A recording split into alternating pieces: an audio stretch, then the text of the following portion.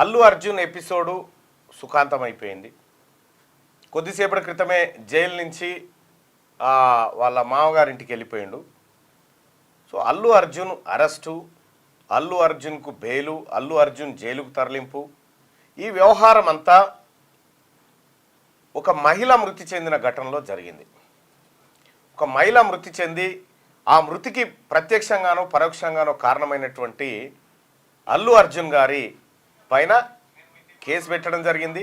A11గా ఆయనని ఆ ఎఫ్ఐఆర్లో చూపించడం జరిగింది. ఈ A11 అయినటువంటి అల్లు అర్జున్ గారిని నిన్న ఉదయం 11 గంటల ప్రాంతంలో పోలీసులు ఆయన ఇంటికి పోయారు. ఆయన ఇంటికి పోయేటువంటి సమయంలో ఆయన స్విమ్మింగ్ పూల్లో ఈత కొడుతున్నటువంటి సమయంలో ఆయనని అరెస్ట్ చేస్తున్నామని చెప్పి తీసుకురావడం జరిగింది.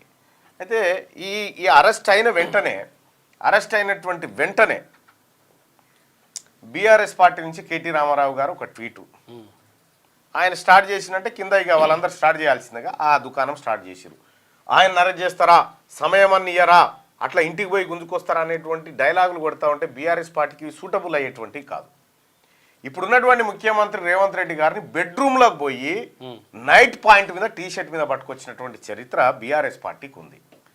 ఇదే బీఆర్ఎస్ పార్టీ నాయకులు మీద లైవ్లు ఉంటే గుంజుకపోయినటువంటి పరిస్థితి ఉంది. అక్కడ కోదండరామ్ సార్ ఇట్లా కోదండరామ్ సార్ ఇంటి దర్వాజాలు బలగొట్టి తీసుకుపోయినటువంటి చరిత్రకారులు బీఆర్ఎస్ పార్టీ నాయకులు.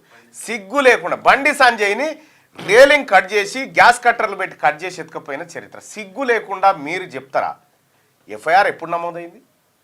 సంధ్యా థియేటర్లో ఘటన ఎప్పుడు జరిగింది? ఎప్పుడు రిలీజ్ అయింది ఆ సినిమా? 4వ తారీఖు నాడు రాత్రి 9 గంటల 4వ తారీఖు రోజు అర్ధరాత్రి ఆ ఘటన జరిగితే 5వ తారీఖు నాడు 5వ తారీఖు 6వ తారీఖు ఎఫ్ఐఆర్ నమోదైంది.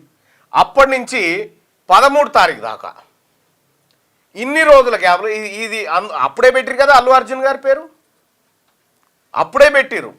దాని ద్వారా ఇంకా వీళ్ళే అందరూ రేపు పొద్దుగాల అల్లు అర్జున్ కాబట్టి వదిలిపెట్టిరు, ఆయన పట్టించుకుంటలేరని వీళ్ళే పోనీ ఆయనని A1 కూడా పెట్టలే. మళ్ళా A11 పెడితే అందులో A1, A2, A7 వీళ్ళని అరెస్ట్ చేసిరు. ఇంకొంతమంది అబ్స్కాండింగ్లో ఉన్నారు. అల్లు అర్జున్ గారిని నిన్న అరెస్ట్ చేశారు. అరెస్ట్ చేసి కోర్టులో ప్రొడ్యూస్ చేసిరు. జ్యుడిషియల్ కస్టడీ కింద 14 రోజులు చెంచల్గూడ జైలుకు పంపించడం జరిగింది. సో సైమల్టేనియస్గా అటు భారత న్యాయ చరిత్రలో కొన్ని కొత్త తీర్పులు, కొత్త విధానాలు మనం అప్పుడప్పుడు చూస్తూ ఉంటాం. న్యాయ వ్యవస్థ కూడా చాలా పకడ్బందీగా ఆ ప్రజాస్వామ్యాన్ని కాపాడే పనిలో ఉంటుంది. ఇక్కడ న్యాయ వ్యవస్థ అల్లు అర్జున్ గారికి జీవించే హక్కు ఉందని చెప్పి నిన్న చెప్పింది. అల్లు అర్జున్ గారికి జీవించే హక్కు ఉంది, కానీ ఆ మహిళకు చనిపోయే హక్కు ఉన్నది. ఆ పిల్లగానికి అస్వస్థతకు గురయ్యేటువంటి హక్కు ఉందా? ఇప్పుడు ఒక అల్లు అర్జున్ గారికే జీవించే హక్కు ఇక ఎవరికి లేదు. జానీ మాస్టర్కు జీవించే హక్కు లేదు, ఇంకెవరికి లేదు అనే రీతిలో చర్చ జరిగింది నిన్న రాష్ట్రంలో. సరే, హైకోర్టుకు ఉన్నటువంటి పవర్స్ ఆధారంగా క్వాష్ పిటిషన్ను మధ్యాంతర బెయిల్గా మలిసి బెయిల్ ఇచ్చి ఇమీడియట్గా రిలీజ్ చేసేటువంటి ఒక ఆదేశాలను గౌరవ న్యాయస్థానం ఇచ్చింది. న్యాయస్థానాన్ని గౌరవించాల్సిందే. న్యాయస్థానం ఇచ్చినటువంటి తీర్పును మాత్రం ఒక్కసారి సమీక్షించాలి మనం.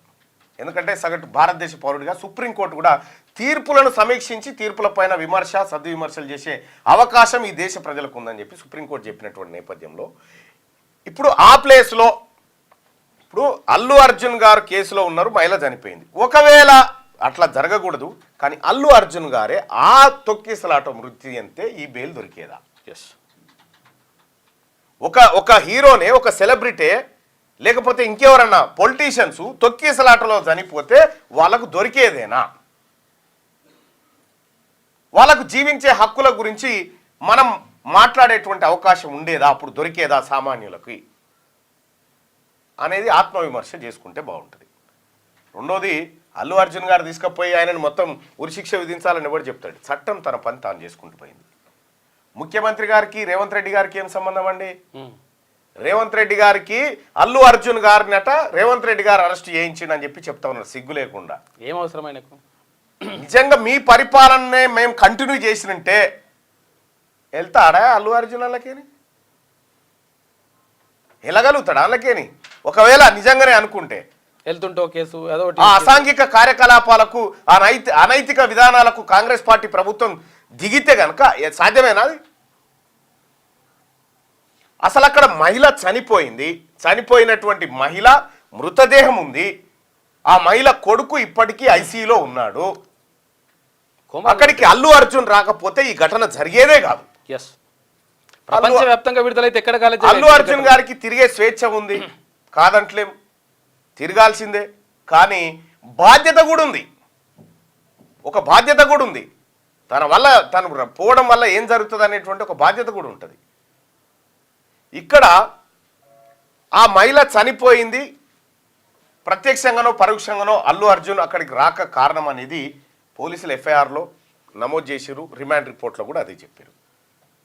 చనిపోయిన మహిళ, నేను వాని పేరు ఏదో ఉండే గిడ చిలకల కూడా కడ, వాని పేరు ఏంది, వాడు గింగరాలు మెట్టోడు చూడు, వాడు లక్ష్మీకాంత శర్మ అనేట్టు, వాన్తో నా మీద కేసు పెట్టించి నా కారణంగా ఒకరు చనిపోయారు అని చెప్పి 306 పెట్టి 74 days నన్ను జైల్లో పెట్టి చచ్చిపోయినోడే కూడా దొరకలే ఇప్పటిదాకా. చచ్చిపోయినోడే కూడా దొరకలే. అప్పుడు నాకు జీవించే హక్కు గురించి మాట్లాడలే చాలా మంది. అంటే బీఆర్ఎస్ పార్టీ పరిపాలనలో ఎట్లయితే చట్టాలను కోర్టులను మిస్యూజ్ చేస్తూ మిస్గైడ్ చేస్తూ వాళ్ళ పరిపాలన సాగిరో సేమ్ అది ఇక్కడ సాగాలనుకుంటారు. ఒకవేళ అదే చేస్తే ఒక్కడు కూడా బయట తిరగకపోదురు ఈ లంగా పనులు చేసిన వాళ్ళంతా, ఒక్కడు కూడా. ఇక్కడ చట్టం తన పని తాను చేసుకపోతా ఉంది. ముఖ్యమంత్రి రేవంత్ రెడ్డి గారు చేపించిండు అరెస్ట్ అంటే ముఖ్యమంత్రి రేవంత్ రెడ్డి గారికి చిల్లర పని అవసరం? ఆయన ఎవరా నిజంగా? పొలిటికల్ లీడర్, ఆయన పొలిటికల్ లీడర్. ఆయనతో ఏమైనా మాకేమైనా సత్సంబంధాలు ఉన్నాయా? పైపెచ్చు ముఖ్యమంత్రి గారికి దూరం నుంచి చుట్టాం ఆ పిల్లాడు. అవును, కంచాల చంద్రశేఖర్ రెడ్డి గారు తరఫున ఆ పిల్లగాడు ముఖ్యమంత్రికి దూరం నుంచి చుట్టాం. ఇంకా విషయం ఏంటంటే కంచాల చంద్రశేఖర్ రెడ్డి కాంగ్రెస్ పార్టీ నాయకుడు, వాళ్ళ మామ, పిల్లనిచ్చిన మామ. సిగ్గు లేకుండా ఆరోపణలు చేసి రేపు పొద్దుగాల కేటీ రామారావు గారికి ఇటువంటి పరిస్థితి ఏర్పడితే వీళ్ళందరూ కూడా మళ్ళీ మాకు మద్దతుగా రావాలని ఓ వాతావరణాన్ని క్రియేట్ చేశారు బీఆర్ఎస్ పార్టీ నాయకులు.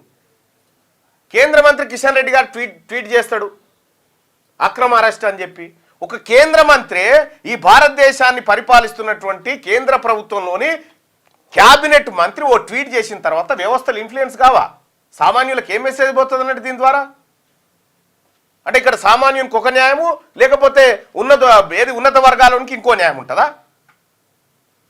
మీ బీఆర్ఎస్ పార్టీ పాలనలో బీజేపీ పార్టీలో సాధ్యమేమో ఇవన్నీ. ఆ పాలనలో కాంగ్రెస్ పార్టీలో ఈ ప్రజాప్రభుత్వంలో అందరూ సమానమే. మాకు ఎవడు పెద్ద కాదు, ఎవడు చిన్న కాదు. కోర్టు ముంగట హీరో ఉంటాడా? కోర్టు ముంగట నిలబడ్డాడు అంతా బాధితుడే అంతే. అల్లు అర్జున్ గారు హీరో అండి, పెద్ద హీరో అండి. ఎవరికి పెద్ద హీరో? నిందితుడు. అక్కడ ఆయన నిందితుడు, అక్కడ ఆ ఘటనలో నిందితుడు. That's all. సంజయ్ దత్తును, ఆ తర్వాత సల్మాన్ ఖాన్ను, ఇటువంటి వాళ్ళే తీసుకుపోయి లోపటేసారు. ఒక మహిళ చనిపోతే మహిళ పట్ల చనిపోయిన రోజు ఒక్కరన్నా నిన్న ట్వీట్ చేసినటువంటి కిషన్ రెడ్డి గారు కానీ, కేటీఆర్ కానీ, లేకపోతే ఇంకెవరన్నా కానీ ఒక్క మహిళ చనిపోవడం బాధాకరం అని ఒక ట్వీట్ చేసినారా మీరు? నిన్న చెప్తా ఉన్నారు ఎట్లా మహిళ చనిపోవడం బాధాకరమే కానీ అయినప్పటికీ ఆయన అరెస్ట్ చేస్తారా? ఎక్కడి కథ? వాళ్ళ ఇంటి వాళ్ళ ఆడబిడ్డ చచ్చిపోతే వాళ్ళకి తెలిసేది. భారత రాజ్యాంగం ప్రతి మనిషికి జీవించే హక్కు ఇచ్చింది. ఇక్కడ all are equal before law అని చెప్తా ఉంది. చట్టం ముందు అందరు సమానమని చెప్తా ఉంది. చట్టం ముందు సమానమే కానీ గత పెద్ద మనిషి సమానం అవుతాడా అన్నట్టు వీళ్ళ వాదన. సరే, ఏదేమైనా ఇదే సినిమా సెలబ్రిటీలు చాలా మంది కూడా మాట్లాడుతూ ఉన్నారు. పవన్ కళ్యాణ్ గారు ట్వీట్ చూసిర్రా? చాలా సందర్భోచితమైన ట్వీట్ అది. కలిసి ఉంటే బలం ఉంటాం, విడిపోతే పలసన పడతాం అని పెట్టిండు ఆయన. దాన్ని చూసైనా అల్లు అర్జున్ గారు మేల్కోవాలి ఎందుకు పెట్టిండు అనేది. ఇక్కడ అల్లు అర్జున్ అయినా, అల్లు అర్జున్ మామ అయినా, అల్లు అర్జున్ నాయన అయినా, లేకపోతే ఒక రిక్షావాడైనా, రిక్షావాడి కొడుకైనా, వాళ్ళ మామ అయినా, ఎవరైనా అందరూ సమానమే. క్యూ న్యూస్ లో పనిచేయటకు అనుభవం గల కెమెరామెన్లు కావాలను. సంప్రదించవలసిన నెంబర్లు 8688926084, qnewsads@gmail.com ను సంప్రదించండి. లైక్ చేయండి.